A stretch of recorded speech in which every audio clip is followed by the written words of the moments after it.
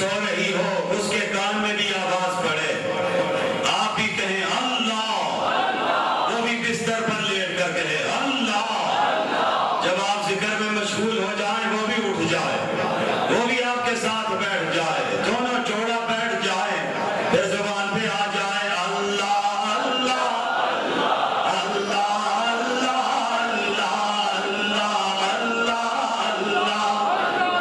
میرے دوستو، وہ مدد صرف نبی کے شاگردوں کی ہی نہیں کرتا، وہ مدد کرنے پہ آتا ہے تو ہر مسلمان کی کر دیتا ہے، لوگ کے ولی کی مدد بھی وہی کرتا ہے۔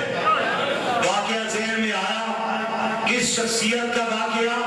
گزشتہ جمعہ پر کہا تھا اولیاء ان سے بڑھ کر تو مقام ہی کسی کا نہیں، نبی کے بعد مقام صحابہ کا، اہل بیت کا، پھر تابعین کا، پھر تبع تابعین کا، پھر ائمہ مجتہدین کا، پھر مقام ملتا ہے تو اولیاء کرام کا۔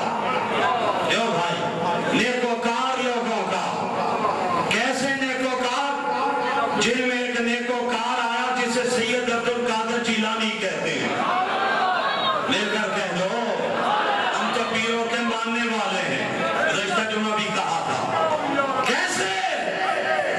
یہ بات یاد آئی، گھر سے نکلے، اوپر سے روشنی نمودار ہوئی، آواز آئی عبد القادر ہم نے آپ کے سارے گناہوں کو معاف کر دیا، حلال تو حلال تھا، آج کے بعد حرام بھی حلال کر دیا، اور عبد القادر نمازیں بھی معاف، روزے بھی معاف۔ مجھے اور آپ کو آواز مل جائے تو پھر کیا چاہیے؟ موجے ہو گئے۔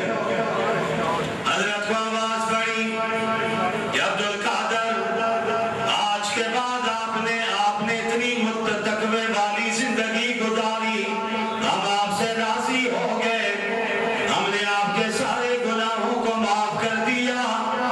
عبد القادر نمازیں بھی معاف۔ حضرت نے اپنی نگاہ اوپر اٹھائی، فوراً کہا اعوذ باللہ من الشیطان الرجیم، اونچی آواز ہے، فوراً پہچان گئے، بھاپ گئے، یہ رب کی آواز نہیں۔ شاگردوں نے پوچھا حضرت آپ نے کیسے پہچان لیا؟ فرمایا نماز تو اللہ کا نبی بھی معاف نہیں کرتا، وہ تو بیماری کی حالت میں بھی نماز پڑھنے کا حکم دیتے ہیں، تو میں سوچ رہا تھا کہ خدا نے مجھے کیسے نماز معاف کر دی۔